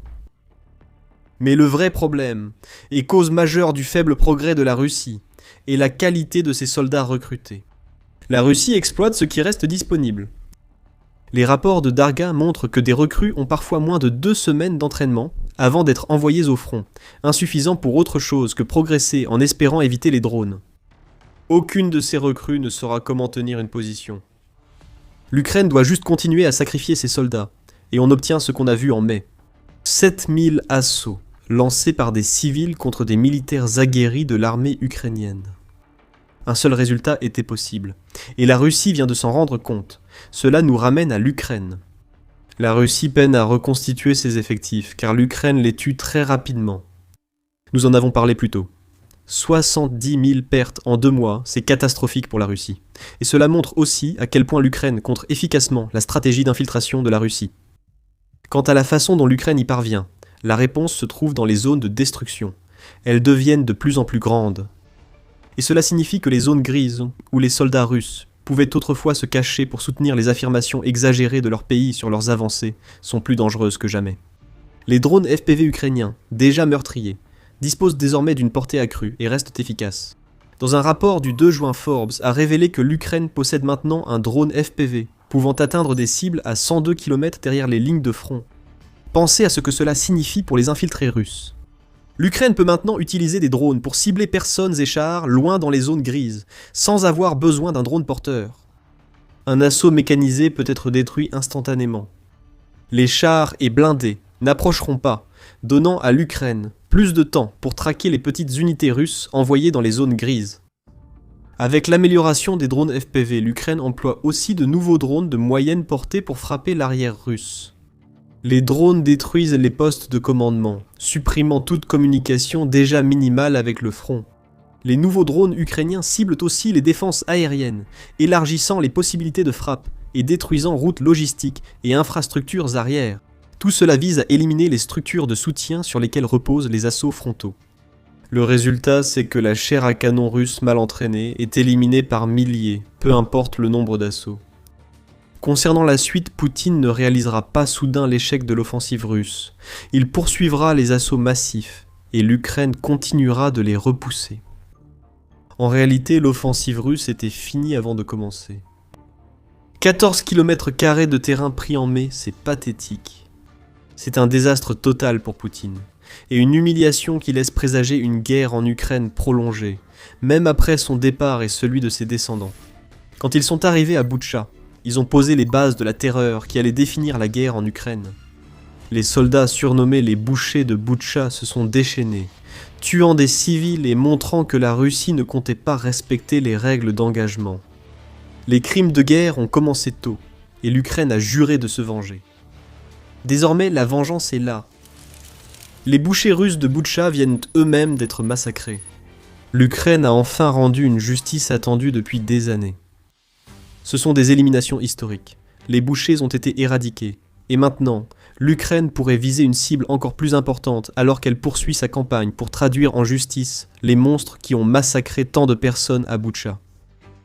Le 30 mai, le commandant des forces de système sans pilote de l'Ukraine, le tristement célèbre Robert Brovdi, a annoncé que l'Ukraine avait réussi une frappe remarquable contre les terrains d'entraînement et les camps militaires utilisés par la 3e et la 36e armées interarmes de la Russie. L'opération de drones nocturnes, survenue peu avant la révélation de Brovdi, illustre l'efficacité de la campagne à moyenne portée lancée par l'Ukraine en 2026 bien plus performante que ce que Poutine avait imaginé. Cependant, cette frappe aurait suscité une joie immense chez les Ukrainiens, marquée par les horreurs infligées par les forces de Poutine au début de l'invasion. L'Ukraine n'a pas frappé que des terrains d'entraînement le 30 mai. Les positions de la 64e brigade indépendante de fusiliers motorisés de Russie ont également été frappées. Pour ceux qui l'ignorent, cette brigade est entrée à Boutcha et a commis de nombreuses atrocités contre les civils ukrainiens. Et Brovdi avait beaucoup à dire sur les personnes que lui et tant de ses compatriotes considèrent comme parmi les plus irrécupérables dans les rangs russes. Les plus vils des plus vils. La 64e brigade séparée de fusiliers motorisés de la 35e armée qui a semé la terreur à Boutcha en 2022 a été touchée, a rugi Brovdi. Quant à la manière, la Pravda a les détails. Le média affirme que l'Ukraine a lâché la 414e brigade séparée des oiseaux magyars sur les bouchers, une unité qui porte l'indicatif d'appel de Brovdi. Cette unité s'est associée au 413e régiment séparé de Raid pour anéantir complètement les bouchers de Boutcha. Les deux unités ont coordonné leur assaut via le nouveau centre de frappe en profondeur des forces de système sans pilote, créé par l'Ukraine en avril pour organiser la campagne croissante de frappe à moyenne portée contre la Russie. L'idée est de garantir une approche systématique pour ce type de frappe, tout en s'assurant que différentes unités puissent coopérer afin de causer un maximum de dégâts lorsqu'une cible est identifiée. C'est précisément ce qui s'est passé dans la nuit du 29 mai et au petit matin du 30 mai. Les unités collaborant de l'Ukraine ont réussi à enregistrer un total de 21 frappes, confirmées contre des cibles russes lors d'une nuit d'attaque qui a dévasté les occupants russes. Point culminant de la nuit, l'attaque contre les bouchers, l'Ukraine ayant clairement fait ce qu'elle avait annoncé. Comment le savons-nous ? Des images nous le montrent. Brovdi a publié sur Facebook une vidéo montrant, via des drones, ce que le commandant des forces des systèmes sans pilote décrit comme le repère de la 64e brigade des Verts. À plusieurs reprises, nous voyons la même chose. Un drone se dirige vers sa cible, puis il atteint directement sa cible. Chaque drone observe les résultats de ses prédécesseurs. De grands incendies ont éclaté dans la zone visée, projetant des colonnes de fumée dans le ciel. Les drones de l'Ukraine naviguent à travers les flammes pour trouver des cibles qui ne brûlent pas encore, et ils s'assurent que cela change. On enregistre frappe après frappe. Les drones de l'Ukraine ont créé un enfer inévitable. Honnêtement, aucune justice ne pourrait mieux s'appliquer aux bouchers de Boutcha. Ils ont savouré les horreurs qu'ils ont créées. Ils ont été réduits en cendres par des flammes si brûlantes qu'elles ont dû leur sembler l'enfer. L'Ukraine examine encore les images de ces drones pour évaluer les dégâts causés aux bouchers de Boutcha et aux terrains d'entraînement cités précédemment. Certains des premiers chiffres sont arrivés. Jusqu'à présent, l'Ukraine a confirmé 31 pertes humaines. Parmi la 64e brigade russe, 9 des bouchers de Boutcha sont morts. 9 autres ont été blessés, bien que nous ne sachions pas à quel point. Quant aux 13 autres bouchers, leur sort reste actuellement inconnu. Il reste des images à voir et des actes de vengeance à rapporter. Il semble probable que beaucoup des 13, et peut-être même d'autres, soient également morts. Brovdi en est certainement convaincu. Très probablement, ces chiffres sont largement sous-estimés, rapporte Property. Ce sera certainement le cas, puisque l'Ukraine n'a pas publié de chiffres de pertes pour ses frappes contre les 2 sites d'entraînement que nous avons mentionnés plus tôt dans la vidéo. Toutefois, Brovdi laisse aussi entendre que d'autres bouchées brûlent, ce qui ne surprendrait pas. Sur les 21 frappes que l'Ukraine a menées le 30 mai 8, visaient spécifiquement le repère du Ver. Les incendies sont révélateurs. Les soldats présents lors de la frappe ukrainienne dans ce repère sont sûrement victimes. D'autres frappes ont aussi été mentionnées. L'attaque ukrainienne contre la 3e armée russe a ciblé le terrain d'entraînement de Priokish-Banka à Luhansk, à 70 km du front selon Pravda. Le terrain d'entraînement de la 36e armée utilisé par les bouchers de Butcher est situé dans la région occupée de Zaporizhia, à environ 100 km du front. L'Ukraine a également frappé une installation de stockage de gaz dans la ville de Yenakiyevka, dans la région occupée de Donetsk. Et pour couronner le tout, l'Ukraine a aussi frappé la logistique russe à Donetsk et à Luhansk, montrant qu'elle cherchera toujours à affaiblir l'armée russe, même animée par la vengeance. La campagne de frappe intermédiaire de l'Ukraine cause des ravages chez les occupants russes. La guerre en Ukraine a changé depuis l'arrivée de drones à moyenne portée dans l'arsenal ukrainien. Récemment, les drones ukrainiens ont opéré à une profondeur tactique limitée. L'Ukraine avait des drones longue portée capables de pénétrer sur des centaines de kilomètres en Russie, mais ils étaient rarement employés dans les territoires occupés. Ils étaient trop précieux pour cela, car les dégâts qu'ils pouvaient infliger à la machine de guerre à l'intérieur de la Russie, y compris aux raffineries de pétrole et aux cibles industrielles du pays, l'emportaient sur les avantages qu'aurait apporté leur utilisation sur l'arrière proche. Au-delà de cela, l'Ukraine disposait de drones FPV, qui opéraient généralement dans une portée de 10 à 25 km. En 2026, tout cela a changé. Désormais, l'Ukraine possède des drones rentables, capables de frapper des cibles situées entre 30 et environ 200 km des lignes de front.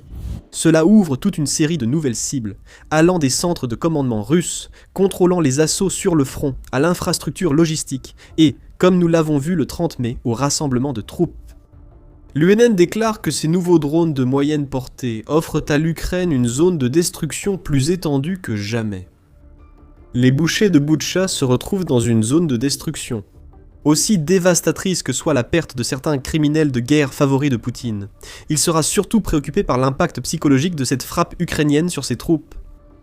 Les bouchers de Boutcha étaient loin derrière la ligne de front à Zaporizhia, supposés être en sécurité comme tous les soldats russes à l'arrière. La sécurité n'est plus garantie. Chaque soldat dans un rayon de 200 km des lignes de front sait désormais que l'enfer intense qui vient de coûter la vie à au moins 9 des bouchers de Boutcha pourrait s'abattre sur eux à tout moment. Ils ne sauront pas quand cela arrivera. Leurs défenses aériennes seront impuissantes. Où que soient les pantins de Poutine dans les territoires occupés, ils sauront que l'Ukraine peut les atteindre. C'est le genre de terreur qui est propre à la guerre en Ukraine. Les bouchers de Boutcha méritent cette terreur et davantage. En déchaînant leur violence dans la localité dont ils tirent leur nom, ils ont commis des horreurs inimaginables en temps de guerre moderne. Ces horreurs rendent la frappe de représailles du 30 mai en Ukraine si importante. L'Ukraine a attendu, cherché, puis, ayant trouvé les bourreaux, a rendu justice. Mais justice pour quoi exactement ? Nous avons suggéré plusieurs fois ce que les bourreaux de Boutcha ont fait pour mériter leur sort, mais nous allons révéler la réelle horreur de leurs actes. Mais avant cela, voici un petit rappel. Vous regardez l'émission militaire.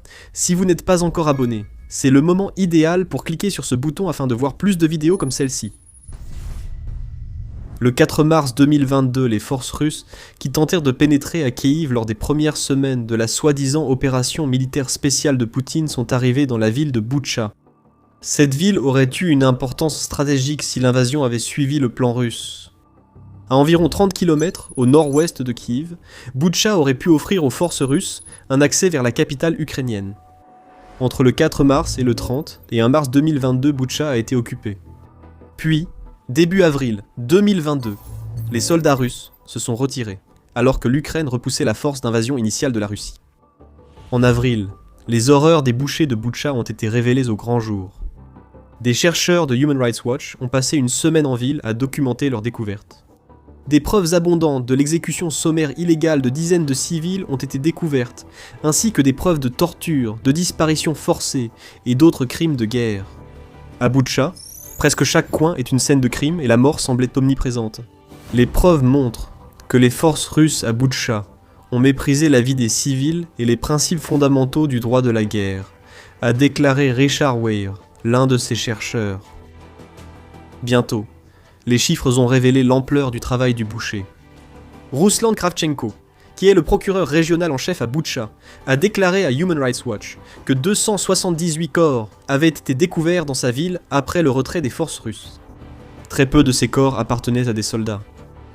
La majorité des morts étaient des civils et Ruslan Kravchenko prévoyait d'en trouver d'autres après sa révélation du 15 avril.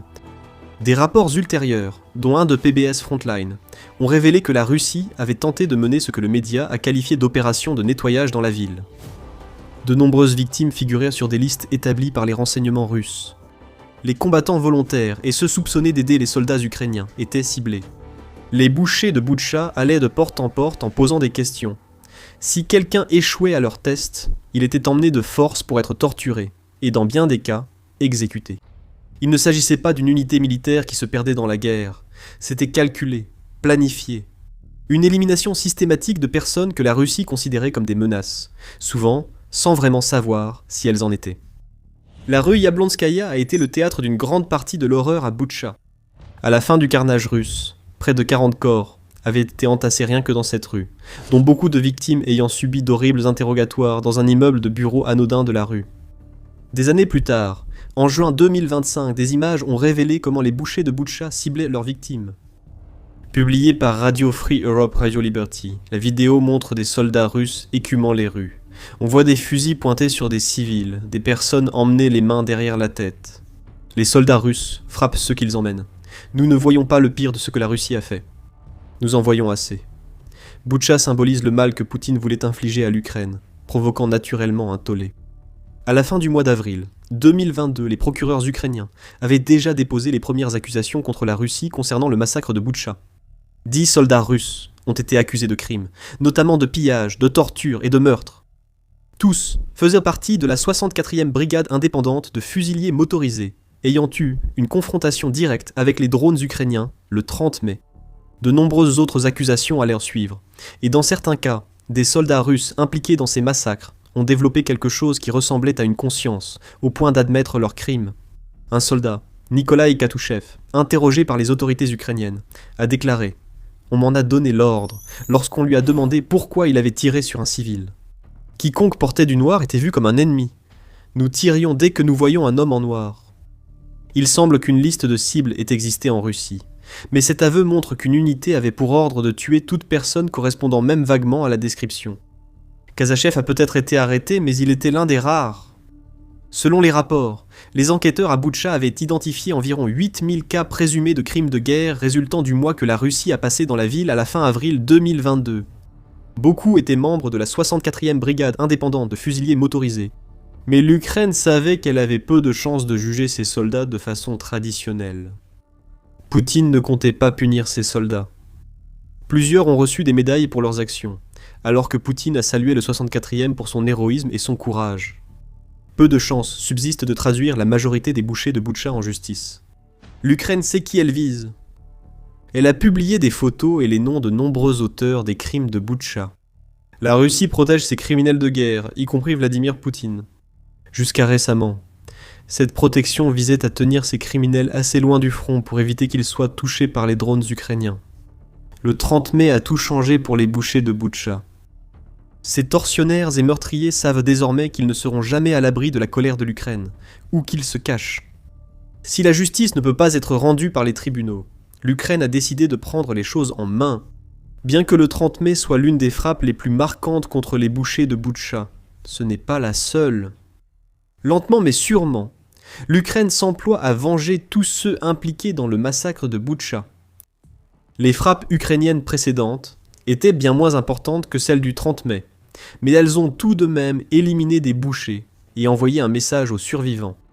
Vers la fin du mois d'août 2025, l'Ukraine a éliminé 3 des bouchers de Boutcha en attaquant 6 soldats russes qui tentèrent de se mettre à l'abri dans Louhansk occupé.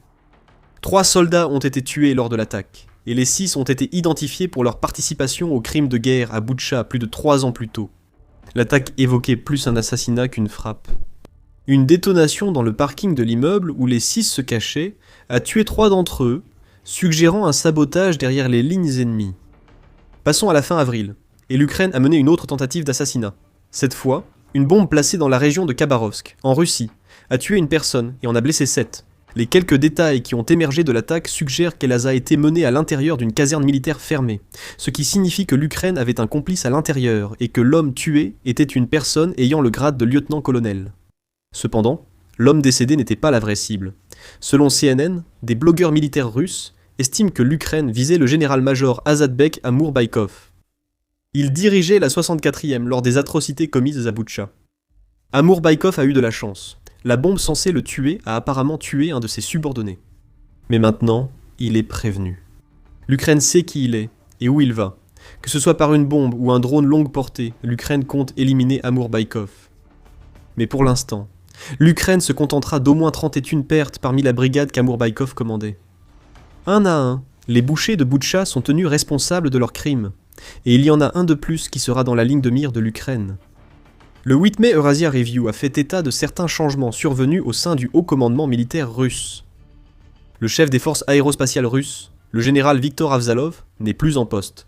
Il a été limogé et remplacé par un officier de carrière des forces terrestres nommé le colonel général Alexandre Tchaïko. Vous imaginez la suite. Tchaïko, responsable du massacre de Boutcha, commandait le district militaire de l'Est de la Russie à ce moment-là. L'Ukraine avait déjà inculpé Tchaïko, et l'Union européenne l'a sanctionné pour son rôle à Boutcha. Poutine a offert à Tchaïko un poste pour lequel il n'est pas du tout qualifié. En agissant ainsi, il a fait d'un autre boucher une cible. Tchaïko pourrait être la prochaine cible alors que l'Ukraine démantèle systématiquement l'unité responsable de ce qui s'est passé à Boutcha. Ou peut-être pas. C'est là toute la difficulté. L'Ukraine a montré qu'elle pouvait éliminer des bouchers avec des drones et du sabotage. Désormais, les membres restants de la 64e qui ont tué et torturé à Boutcha se poseront tous la même question. Suis-je le prochain ? Ils attendront les réponses, jusqu'à ce que l'Ukraine soit prête à exercer sa justice sur les bouchers de Boutcha. La vengeance attendra le reste des bouchers. Mais alors que l'Ukraine anéantit une unité qui a commis des crimes de guerre par milliers, elle se venge aussi d'autres manières. Le président russe Vladimir Poutine voit son pire cauchemar devenir réalité. Alors que sa guerre contre l'Ukraine tourne à la catastrophe totale, avec des pertes désastreuses en troupes et en matériel, sa réputation soigneusement construite commence elle aussi à s'effondrer. L'ancien officier du KGB n'inspire plus la peur et le respect qu'il suscitait autrefois, et la paranoïa de Poutine augmente alors que même ses alliés les plus fidèles commencent à se retourner contre lui. Désormais, même les journalistes russes rapportent que le président est de plus en plus inquiet d'être évincé du pouvoir ou assassiné, et il pourrait recourir à des mesures de plus en plus drastiques et destructrices pour maintenir son emprise sur le pouvoir, ramenant ainsi la Russie tout droit au Moyen-Âge. Pour saisir ce que Poutine pourrait prévoir, il faut d'abord remonter loin dans le passé, jusqu'au XVIe siècle, à l'époque du tsar Ivan IV, plus connu sous le nom d'Ivan le Terrible, qui a régné sur la Russie de 1547 jusqu'à sa mort en 1584. Ivan était un dirigeant profondément paranoïaque et imprévisible. Les débuts de son règne furent relativement stables, mais après une décennie sur le trône, 2 événements bouleversants ont complètement changé sa vision et son approche à jamais. Le premier de ces événements eut lieu en 1560 lorsque la femme bien-aimée d'Ivan, Anastasia, mourut. Bien qu'il n'y ait aucune preuve à l'époque, Ivan soupçonnait fortement qu'Anastasia avait été empoisonnée par ses ennemis. Des années plus tard, des scientifiques ont analysé les os de la tsarine et détecté un taux de mercure anormalement élevé, suggérant que la paranoïa d'Ivan n'était peut-être pas infondée. Quelques années plus tard, en 1564, l'un des amis les plus proches d'Ivan, le prince Kourbski, le trahit. En 1558, Ivan avait lancé une tentative mal avisée de conquérir le territoire balte de Livonie. Kourbski l'avait initialement aidé. Mais après s'être brouillé avec le tsar et craignant la répression, il fit défection en Lituanie et finit par diriger une armée polono-lituanienne conjointe contre les forces russes, infligeant à Ivan une défaite militaire écrasante et humiliante au passage. L'impact de ces événements a eu des conséquences sur la psyché d'Ivan. Il quitta Moscou et se rendit dans la ville d'Alexandrov, au nord, où il écrivit une lettre annonçant son intention d'abdiquer le trône. Cependant, la cour de nobles et de membres du clergé qu'il avait laissé échoua à gouverner efficacement en son absence et le supplia de revenir sur sa décision. Il accepta, mais à une condition essentielle, il devait recevoir le pouvoir absolu, y compris la capacité de saisir les terres de toute personne qui le trahirait et d'exécuter quiconque il soupçonnait de trahison. La cour était désespérée, alors elle accepta les conditions d'Ivan. Ainsi commença l'Oprichnina, une période sombre et atroce de l'histoire russe durant laquelle toute l'étendue de la peur et de la paranoïa innée d'Ivan fut déchaînée. Cela impliquait la division de la Russie en 2 zones administratives, dont l'une, l'Oprichnina, était entièrement gouvernée par Ivan, selon son bon vouloir, tandis que l'autre restait sous le contrôle de la noblesse. Pour asseoir son contrôle sur l'Oprichnina, Ivan ordonna la création de la première police secrète de Russie, connue sous le nom d'Oprichniki, une armée privée de 6000 hommes qui servait effectivement de garde du corps et d'exécuteurs personnels d'Ivan. Vêtus de noir et ayant carte blanche pour torturer ou tuer quiconque osait seulement regarder Ivan de travers, ces agents de la police secrète se sont rapidement forgé une réputation redoutable, au point que les habitants fuyaient littéralement leur maison s'ils entendaient que les Oprichniki étaient dans les environs. La raison en est simple. Les Oprichniki étaient d'une brutalité incroyable. Parmi leurs méthodes d'exécution préférées figurait faire bouillir les gens vivants, les empaler sur des pics ou les démembrer à l'aide de chevaux. Les officiers allaient même jusqu'à se promener avec des têtes de chiens coupées, fixées à leur selle, symbole de leur responsabilité à flairer et éradiquer la trahison où qu'elle se trouve. Finalement, Ivan voulait étendre son pouvoir encore plus loin, au-delà des frontières établies de l'Oprichnina, jusque dans la 2e plus grande ville du pays, Novgorod. Il était convaincu que les dirigeants de la ville et ses citoyens les plus puissants complotaient contre lui, alors il ordonna un siège sanglant de Novgorod en 1570. Les membres du clergé furent rassemblés et battus à mort, tandis que des bâtiments religieux comme les églises et les monastères furent mis à sac. Les marchands, les nobles et d'autres responsables furent également torturés et tués de manière horrible, et même leurs femmes et leurs enfants ne reçurent aucune pitié, beaucoup d'entre eux étant rassemblés et jetés dans une rivière voisine. Toute cette brutalité et ce bain de sang sont survenus à cause des peurs et des insécurités d'un seul homme. Avançons jusqu'à aujourd'hui et les échos du passé sont clairement visibles. Poutine n'est peut-être pas un tsar ou un empereur au sens officiel, mais il a certainement l'habitude d'agir comme tel. Il a à plusieurs reprises défié et réécrit les lois de la Russie, et même la constitution du pays, afin de rester au pouvoir année après année. Il a également fait preuve de la même cruauté qu'Ivan le Terrible en ordonnant l'invasion d'une nation voisine, et il commence maintenant à montrer les mêmes névroses qui ont valu à Ivan le surnom le Terrible au départ. Il y a 3 raisons principales à cela. Premièrement, et c'est le plus évident, la guerre se passe incroyablement mal pour la Russie. Les dernières estimations suggèrent que la Russie a subi bien plus d'1 million de pertes totales en Ukraine, y compris des centaines de milliers de morts. Le pays a également perdu une quantité stupéfiante d'équipements, allant des chars et véhicules de combat d'infanterie aux coûteux systèmes de défense aérienne et radars de pointe. Chaque mois qui passe, de nouveaux rapports font état de pertes dévastatrices pour les forces du Kremlin, avec littéralement des dizaines de milliers de nouvelles victimes. Cela n'aurait peut-être pas autant d'importance si le pays parvenait réellement à réaliser des avancées vitales sur le terrain, à capturer des villes et des villages importants, à briser les lignes défensives de l'Ukraine et à avancer vers une victoire claire et inévitable. Mais ce n'est pas le cas non plus. Le rythme de progression de la Russie a fortement ralenti sur de nombreux fronts, des milliers de soldats mourant pour de petites portions de terrain. Dans certaines régions, les forces ukrainiennes ont même réussi à lentement inverser la tendance, à reprendre des terres perdues et à repousser les Russes. En conséquence, le taux de perte de la Russie a finalement commencé à dépasser son taux de recrutement, le pays étant de plus en plus incapable d'amener suffisamment de nouveaux soldats pour reconstituer ses rangs. En d'autres termes, l'armée russe n'est plus en expansion, mais en diminution, et cela représente un échec total pour l'homme qui en est responsable, Vladimir Poutine lui-même. Le deuxième grand problème est d'ordre économique. La guerre de la Russie contre l'Ukraine était censée être terminée en quelques semaines. On s'attendait à ce que les forces de Moscou franchissent les lignes de défense ukrainiennes et hissent le drapeau russe dans les rues de Kiev sans difficulté. L'opération aurait coûté de l'argent, mais aurait pu générer bien plus de revenus à long terme avec l'exploitation des nouveaux territoires par la Russie. Cela ne s'est pas produit. Au lieu de cela, la guerre dure depuis des années et le Kremlin a dû dépenser des milliards de dollars pour la continuer.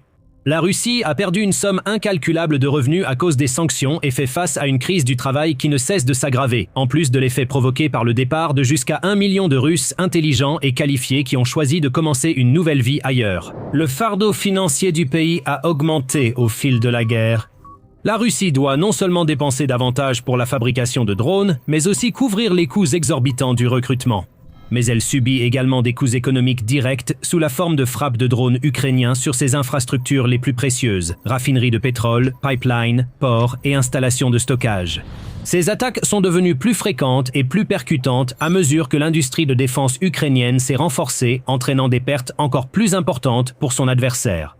Cela a touché le public russe de manière très directe, la population générale subissant une forte baisse de la qualité de vie. Ils doivent consacrer une plus grande part de leurs faibles revenus au carburant et aux courses pour leur famille. Enfin, la troisième grande raison pour laquelle Poutine panique, c'est que cette guerre a brisé le mythe de la compétence et de la supériorité russe qu'il avait lui-même mis tant d'efforts à construire pendant des années.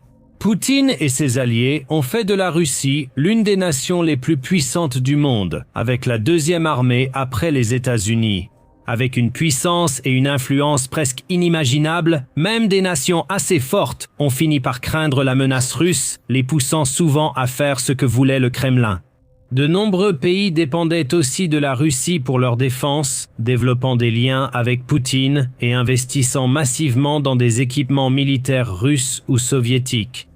C'est pourquoi, lorsque la guerre a commencé, tant d'analystes s'attendaient à ce qu'une victoire russe soit inévitable et que la machine de guerre du Kremlin balaie impitoyablement l'Ukraine sans difficulté.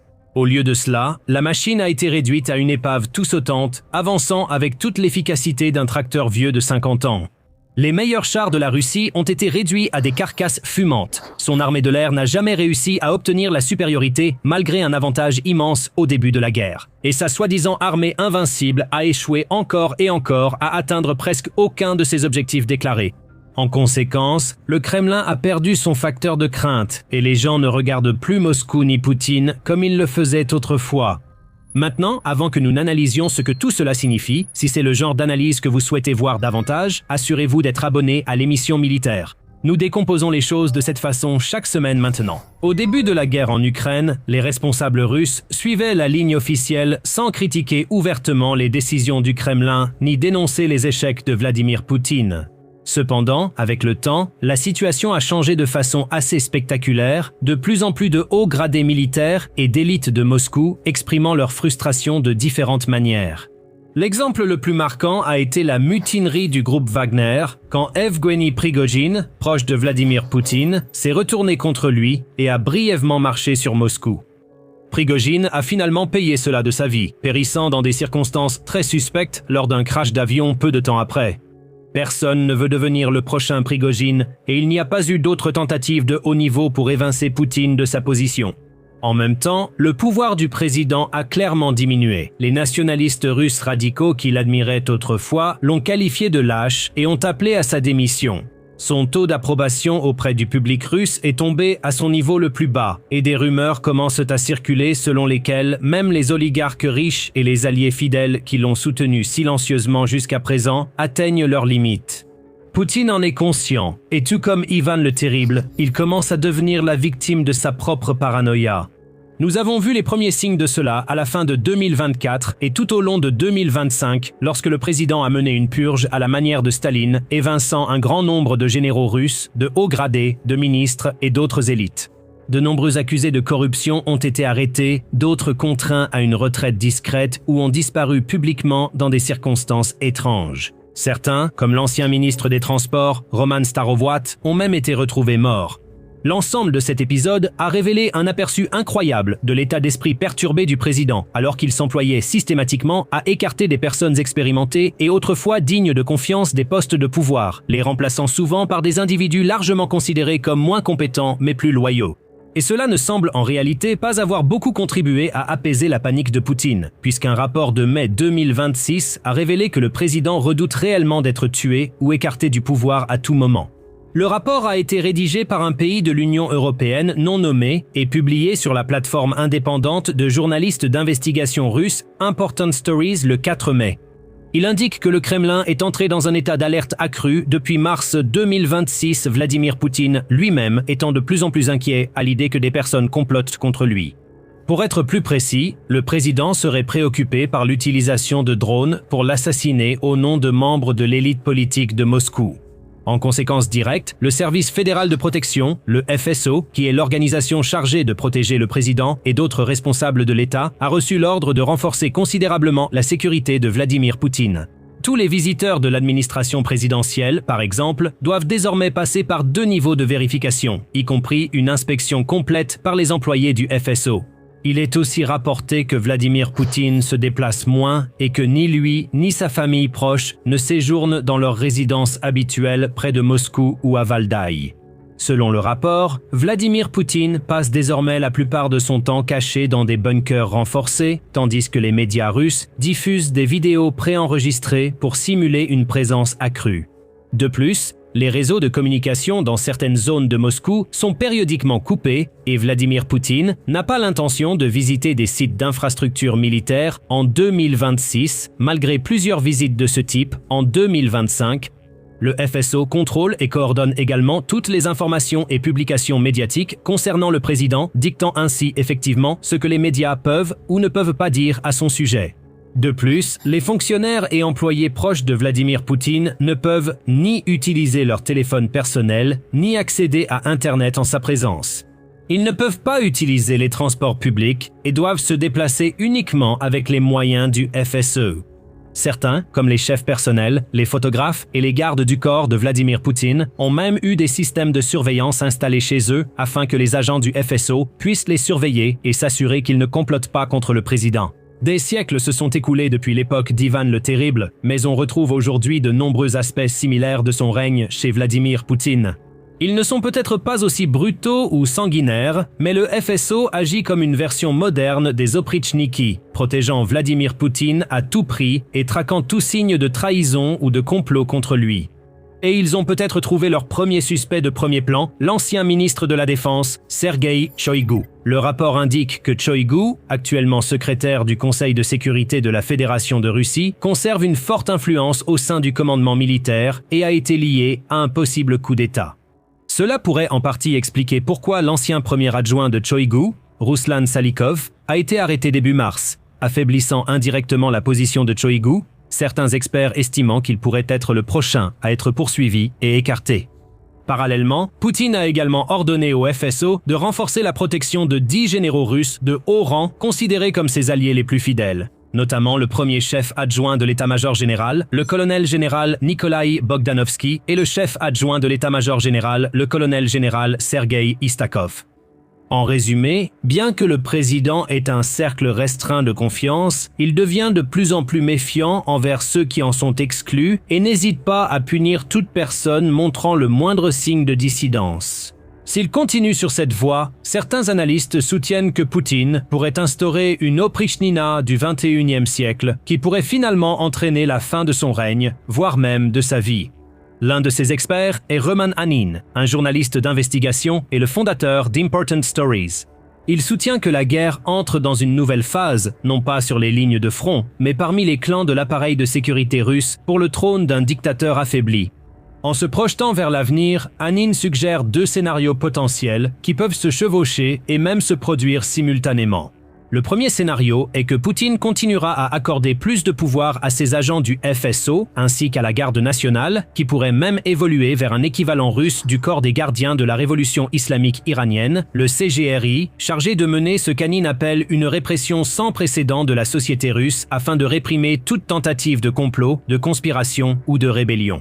Le deuxième scénario qu'Hanin envisage est une nouvelle « époque des troubles », nom donné à la période de crise politique et sociale en Russie qui a commencé à la fin du XVIe siècle et s'est poursuivie au début du XVIIe siècle.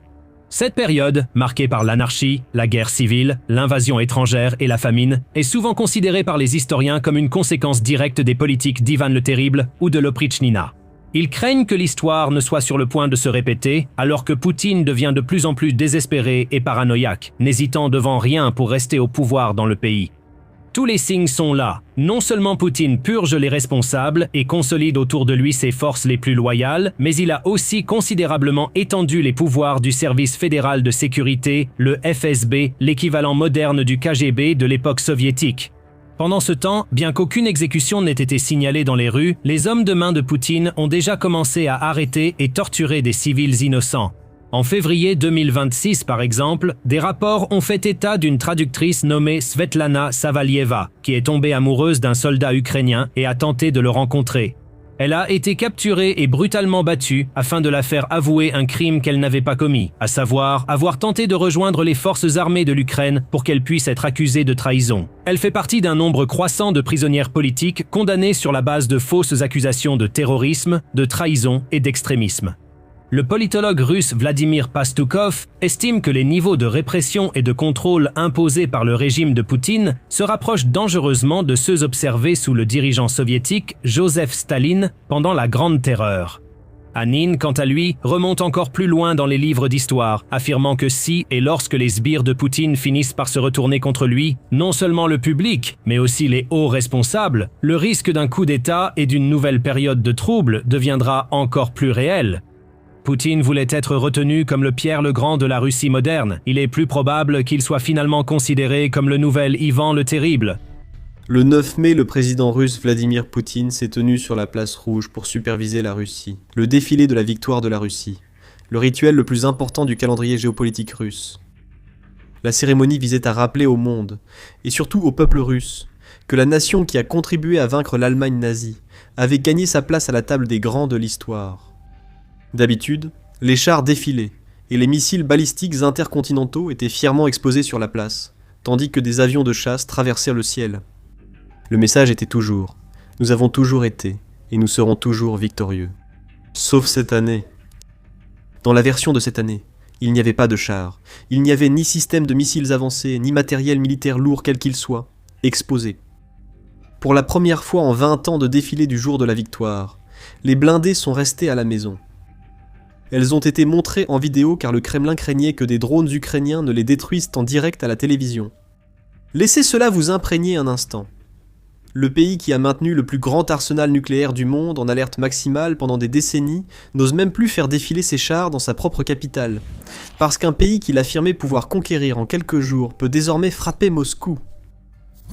Il y a 4 ans, les équipages de chars de Poutine fonçaient vers Kiev, espérant défiler en vainqueur dans la capitale ukrainienne en moins d'une semaine. Aujourd'hui, Poutine ne peut pas organiser son défilé. Mais l'absence de chars sur la place rouge n'est que le signe d'un problème plus profond. Derrière la façade de la télévision d'État et les photos mises en scène, quelque chose se fissure au sein du système russe et du Kremlin. L'élite est désabusée, le public est en colère et l'économie est en train de craquer. Et Vladimir Poutine, l'homme dont l'ambition aveugle a tout déclenché, est de plus en plus isolé, de plus en plus trompé, et de moins en moins capable d'arrêter ce qu'il a mis en marche. Ce que nous observons, selon certains des experts de la Russie les plus crédibles au monde, c'est le début d'une catastrophe géopolitique créée par Poutine lui-même. L'histoire montre que pour les dirigeants russes, de telles catastrophes finissent rarement paisiblement. Pour comprendre la situation actuelle en Russie, examinons comment le pouvoir y fonctionne réellement. Selon Robert Service, un historien britannique, qui a beaucoup écrit sur l'Union soviétique, la légitimité politique russe ne repose pas vraiment sur les élections ou les normes constitutionnelles. À la place, elle repose sur la gloire militaire. Les Russes sont élevés à vénérer leur histoire sur les champs de bataille par-dessus tout. La guerre et la paix de Tolstoï est principalement un traité sur la victoire russe contre Napoléon. La prise de Berlin par l'armée soviétique en 1945 est le fondement de son identité nationale. C'est ce à quoi le pays se réfère lorsqu'il a besoin de se rappeler qui il est. Ainsi, tout dirigeant russe qui gagne des guerres est légitime, et celui qui les perd ne l'est pas. Et si l'histoire nous apprend quelque chose, c'est que le peuple russe agit rapidement pour se débarrasser du second. Prenez l'exemple du tsar Nicolas II. Il a déclenché une guerre contre le Japon en 1904 que la Russie a perdue, et cette humiliation a ébranlé les fondements de son règne. Puis vint la Première Guerre mondiale. En 1917, l'armée russe se débrouillait en réalité plutôt bien sur le front de l'Est. Mais le public ne voyait que le tsar, qui s'était lui-même nommé commandant en chef, et avait présidé à des années de massacres et de souffrances. En février 1917, les politiciens et la population se sont retournés contre lui dans la capitale, et 3 siècles de règne dynastique des Romanov ont pris fin lorsque Nikolai a discrètement signé un acte d'abdication. 1 an plus tard, il a été sommairement exécuté. Poutine maîtrise la culture russe et les règles du pouvoir. Il a bâti sa légitimité sur la seconde guerre de Tchétchénie durant ses débuts au pouvoir. La guerre a commencé en 1999, alors que Poutine était encore Premier ministre, et a sans doute propulsé sa carrière avec une victoire russe, proclamée en 2000. Cela a été suivi par la guerre de 2008 en Géorgie, une blitzkrieg qui n'a duré que 5 jours. En Ukraine, la Crimée en 2014 a été prise facilement. Des soldats sans insigne ont investi le centre du gouvernement local, organisé un référendum rapide et occupé la région avant la réaction de l'Occident. Vladimir Poutine semblait un dirigeant décisif, agissant là où son prédécesseur hésitait et où l'Occident reculait. L'opération militaire spéciale en Ukraine était censée suivre la même formule que l'annexion de la Crimée en 2014. La Russie devait montrer sa puissance, percer les défenses ukrainiennes et renverser le gouvernement à Kiev. Les équipages de chars avaient pris leurs uniformes de cérémonie pour le défilé de la victoire à Kiev, jugé inévitable. Nous sommes à la 5e année de la guerre, et aucun Russe sensé, au Kremlin ou ailleurs, n'imagine que cela se déroule sans accroc. Selon les chiffres de l'OTAN au début de l'année, la Russie subit entre 20 000 et 25 000 pertes chaque mois. Un autre chiffre provenant d'Ukraine suggère que la Russie perd au moins 1000 soldats par jour, ce qui représente environ 30 000 par mois. Au total, on estime que la Russie a subi plus de 1,2 million de pertes, dont au moins 300 000 morts. La pénurie de main-d'œuvre causée par la guerre a été suffisamment grave pour qu'en novembre 2025, Poutine signe une loi permettant au ministère russe de la Défense de procéder à la conscription tout au long de l'année, plutôt que lors des appels saisonniers qui étaient la pratique habituelle. Étonnamment, nous avons déjà été à ce stade auparavant. Poutine savait déjà à quoi il s'engageait lorsqu'il a tenté une mobilisation partielle à l'automne 2022. Des centaines de milliers de Russes ont fui le pays pour éviter la conscription. Le simple concept d'un exode massif d'une telle ampleur était profondément embarrassant pour un gouvernement qui cherchait à projeter une image d'unité nationale et de ferveur patriotique. Le gouvernement a donc réprimé la dissidence et toute opinion ne présentant pas la Russie comme gagnante. Et la nouvelle loi sur la conscription permanente sera pire. Les premières mobilisations ont surtout recruté dans les régions pauvres, les zones rurales et les minorités ethniques éloignées de la capitale. Dans ces lieux, la solde militaire était vue comme un salut, car certaines sources affirmaient qu'elle pouvait atteindre 4 fois la moyenne nationale, primes incluses. C'était un calcul cynique de la part du Kremlin, et pendant un certain temps, cela a fonctionné, dans le sens où cela a tenu la guerre éloignée de la table du dîner à Moscou. Mais ce vivier de recrues s'épuise, et désormais la conscription pourrait toucher des parties de la société russe qui jusqu'à présent en étaient largement protégées. Les jeunes urbains de Moscou et Saint-Pétersbourg refusent toute implication dans cette guerre. Cela bouleversera le contrat social fragile que Poutine a maintenu ces 4 dernières années. Si vous payez vos impôts et suivez la propagande, la guerre ne vous touchera pas. Les impôts ont augmenté, la propagande ralentit, et l'Ukraine a lentement réussi à pénétrer plus profondément sur le territoire russe. Un autre aspect de la situation militaire, sans doute plus inquiétant que le nombre de victimes, concerne la manière dont Poutine prend ses décisions. De multiples sources, ayant accès à la direction russe, ont confirmé que Poutine a dit à son cercle rapproché qu'il pense pouvoir capturer l'ensemble du Donbass d'ici la fin de 2026. Comme au début de la guerre, Poutine semble croire sincèrement à ce qu'il affirme. Les responsables du renseignement ukrainien avancent une autre raison à sa conviction. Il pense que ses généraux lui mentent, en lui transmettant des rapports falsifiés tout au long de la chaîne de commandement, affirmant qu'une victoire est imminente. Ce phénomène n'est pas nouveau dans la culture militaire russe. Mais c'est simplement la continuation de ce que nous avons déjà vu. En 2024, des commandants ont été démis de leurs fonctions pour avoir fait la même chose, mais il y a de fortes chances qu'ils n'étaient pas les seuls, et qu'ils aient servi de boucs émissaires pour les véritables falsificateurs. Même si beaucoup de personnes autour de Poutine comprennent la réalité de la situation, il n'est pas clair ce que Poutine lui-même sait et comprend. La Russie a donc maintenant un dirigeant qui prend des décisions stratégiques sur la base de rapports de renseignements falsifiés, entouré de subordonnés trop effrayés pour lui dire la vérité, menant une guerre qui consomme 30 000 de ses soldats par mois. Il n'est donc pas surprenant que le défilé de la victoire en 2026 ait eu tout, sauf des allures de défilé de la victoire. En plus des pertes militaires, l'économie et la société russe sont sous pression croissante. L'économie civile manque de ressources au profit des priorités de guerre depuis 4 ans, et la pression devient intenable. En 2026, les impôts ont augmenté et l'inflation a grimpé. Pendant ce temps, le gouvernement consacre environ 40% du budget aux dépenses liées à la guerre.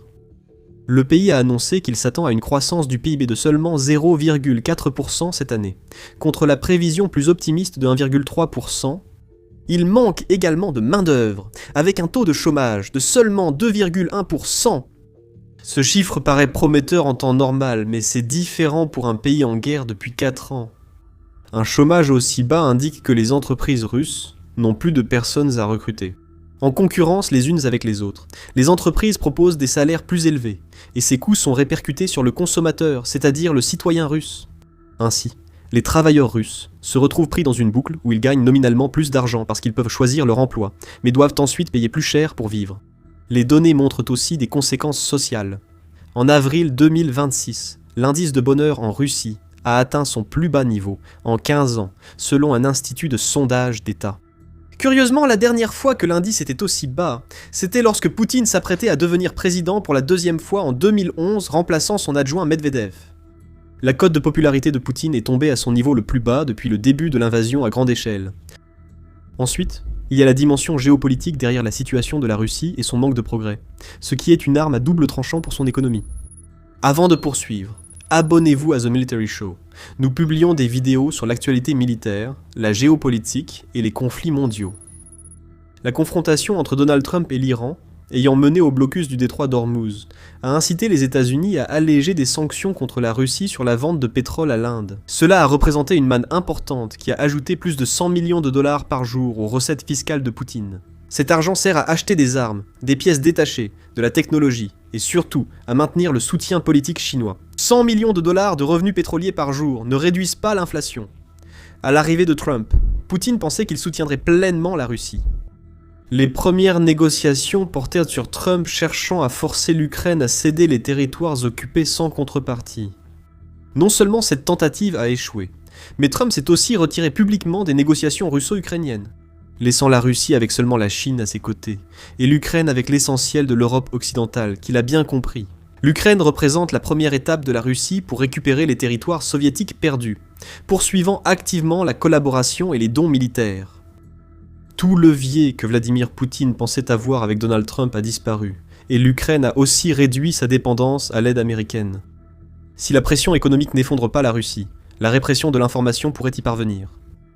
À la fin de l'été 2025, le Kremlin a commencé à promouvoir Mmax, une alternative russe à Telegram, qui était déjà considéré comme un réseau social dominé par les russophones. Le nouveau réseau ne posait aucun problème aux enquêteurs du service fédéral de sécurité, donc l'utiliser permettait au FSB de voir vos messages. Passer à Max revenait à demander aux civils et militaires de s'ouvrir à la surveillance. La réaction a été massive, et des blogueurs stratégiques ont averti que l'absence de fonctions de sécurité élémentaires dans l'application pourrait faire s'effondrer le commandement sur le front. Quelques mois après la promotion, le gouvernement a reculé, évoquant un manque de sécurité comme raison principale. Un initié du Kremlin a décrit les conversations lors des dîners au Kremlin comme étant dominées par un seul sujet, Internet. Ils ont suggéré que la Russie pourrait devenir semblable à la Corée du Nord avec son évolution. Ceci est notable car, depuis 10 ans, la Russie tente d'imiter le contrôle d'Internet de la Chine. Ksenia Sobchak, fille d'Anatoly Sobchak, ex-maire de Saint-Pétersbourg et mentor de Vladimir Poutine, a dit au Guardian qu'il ne s'agit que de temps avant que les autorités russes ne bloquent totalement les réseaux sociaux occidentaux. Contrairement à la Chine, où Internet est surveillé mais stable, la Russie ne parvient ni à bien surveiller ses citoyens, ni à offrir des connexions fiables. Par exemple, des entreprises se sont plaintes de perdre constamment leur connexion haut débit, ce à quoi le gouvernement a répondu qu'il essayait de couper l'accès à Internet pour des cibles vitales afin d'améliorer la sécurité, c'est-à-dire les rendre moins vulnérables au suivi par drone. Peu importe son succès, telle semble être la trajectoire des affaires intérieures en Russie, où l'espace informationnel se fermera davantage, chaque fermeture suscitant une nouvelle vague de colère. Le public essaiera soit de contourner les restrictions, soit d'adhérer complètement à la propagande du gouvernement, ce qui conduira les médias et le système éducatif à devenir de plus en plus militants et comparables à ceux du régime soviétique. Et nous savons comment cela a fini pour les soviétiques. La situation la plus claire vient du cercle rapproché de Poutine, où les vents de la fortune ont tourné. The Guardian, citant des entretiens avec plusieurs personnes gravitant autour de la direction russe et des hauts responsables, a décrit Poutine comme un dirigeant isolé, entouré d'une élite qui se désillusionne rapidement. Il ne complote pas ouvertement pour changer le gouvernement, car il n'y survivrait pas. On parle d'une perte de confiance envers le dirigeant russe actuel, et cette perte se traduit essentiellement par la lente dégradation du régime autoritaire du pays. Poutine semble désormais conscient du récit sur son état d'esprit et ses capacités de leadership. Un rapport de renseignement européen, partagé avec plusieurs médias début mai et provenant apparemment d'un pays européen, l'affirmait. La sécurité autour de Poutine a été fortement renforcée depuis mars face aux craintes de complot ou de coup d'État, et l'ex-ministre de la Défense Sergueï Shoigu était évoqué comme menace potentielle. Une semaine après ces rapports, le Kremlin a diffusé une vidéo soigneusement réalisée, montrant Poutine rendant visite à son ancienne enseignante Vera Gareyevitch dans le centre de Moscou. Le Poutine de la vidéo paraissait détendu, habillé de façon décontractée, comme pour écarter l'idée qu'il se cachait dans un bunker. La mise en scène montre la pression. Après 25 ans au pouvoir, le Kremlin diffuse des images de Poutine achetant des fleurs pour prouver qu'il n'a pas peur. Le gouvernement a aussi démenti le scénario sur Shoigu en arrêtant plusieurs proches de l'ex-ministre de la Défense, l'isolant encore plus du cercle de Poutine. La majorité des analystes estiment qu'une menace réelle pour le pouvoir de Poutine viendrait de son entourage proche. Il s'agira de quelqu'un ayant de l'accès, un soutien institutionnel et la conviction que la trajectoire actuelle est véritablement catastrophique. Aucun groupe personnel ne semble exister ou avoir émergé pour l'instant. Les élites dirigeantes et oligarchiques russes semble souffrir d'une dissolution de la responsabilité. Chacun craint Poutine et ne lui fait pas confiance. Le président russe a aussi passé près de 3 décennies à démanteler la classe supérieure pour la remplacer par une élite entièrement soumise à lui. Personne ne veut faire le premier pas. Au lieu de cela, les oligarques se cachent, soit en Russie, soit complètement hors du pays, attendant que tout s'effondre et que quelqu'un d'autre démantèle le régime actuel de la Russie. Mais les personnes qui, sans doute, ont les moyens et l'opportunité de provoquer des changements sont paralysés, regardant l'économie du pays s'effondrer. Même en écartant pertes humaines, crise de conscription, pression économique, répression de l'information et désillusion des élites, il demeure la dimension géopolitique de la guerre en Ukraine et son évolution actuelle.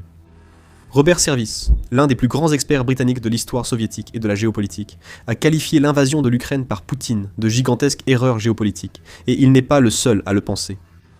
Pensez à ce que possédait la Russie et ce que Poutine en a fait. Au début des années 2010, la Russie était une superpuissance énergétique, présente dans toutes les grandes instances internationales, entretenant des relations fonctionnelles avec l'Europe et pouvant opposer Chine et États-Unis à son avantage. Au lieu de cela, Poutine a choisi de rompre les liens avec l'Occident, d'envahir un voisin et de transformer la Russie d'un acteur indispensable en un paria géopolitique dépendant du patronage chinois et des drones iraniens. Même si la paix survient dans des conditions présentées comme acceptables par le Kremlin, et que Poutine prétend avoir atteint ses objectifs de 2022, la position géopolitique de la Russie a déjà subi des dommages irréversibles. L'OTAN a accueilli la Finlande et la Suède, doublant sa frontière terrestre avec la Russie et renforçant son contrôle sur l'accès naval russe à la mer Baltique.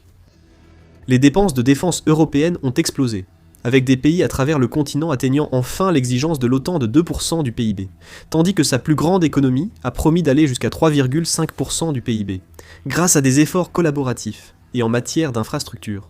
4 ans après avoir été pilonnée par des drones, des missiles et des chars, l'Ukraine est désormais une force militaire aguerrie, étroitement liée aux services de renseignement occidentaux et aux industries de défense. A l'inverse, la réputation militaire de la Russie est tellement dégradée qu'elle n'a presque plus d'acheteurs pour son équipement, même si elle en avait à vendre. Rappelez-vous, on a souvent dit que Poutine voyait l'Ukraine comme un simple début. Au début de la guerre, les analystes pensaient qu'il contrôlerait une Ukraine en crise, avant d'affronter l'OTAN en 2025. Ce calendrier a ensuite été repoussé à 2027, puis seulement vaguement dans les 2 années suivant la guerre. La capacité de la Russie à attaquer un autre pays est incertaine aujourd'hui. Quelle que soit la réalité, l'agressivité de Poutine ne semble pas diminuer. Il a passé un quart de siècle à se forger l'image de l'homme qui a restauré la dignité de la Russie, qui dit la vérité face à l'hypocrisie occidentale, et à 73 ans, il commence à paraître plus âgé. L'image commence à se fissurer. Le dirigeant qui avait apporté la stabilité après les années 1990 instables a jeté cet héritage par la fenêtre. Alors, où cela s'arrête-t-il ? La réponse honnête, c'est que personne ne le sait, y compris les personnes les plus proches du pouvoir russe. Le printemps 2026 montre clairement que la guerre en Ukraine devrait durer au moins jusqu'à fin 2026. Pendant ce temps, la Russie devra survivre à sa cascade de pression interne, à des pertes humaines sur toute une génération, à une économie déformée, à un espace d'information coupé de la réalité, et à une élite qui, autour de la table du dîner, discute de combien la Russie ressemble à la Corée du Nord. Si cette vidéo vous a été utile, abonnez-vous à l'émission Militaire pour des analyses plus approfondies des conflits et des forces qui façonnent le monde. Et si vous souhaitez approfondir comment l'armée russe s'est effondrée pour en arriver là, regardez cette vidéo. Et merci comme toujours de regarder.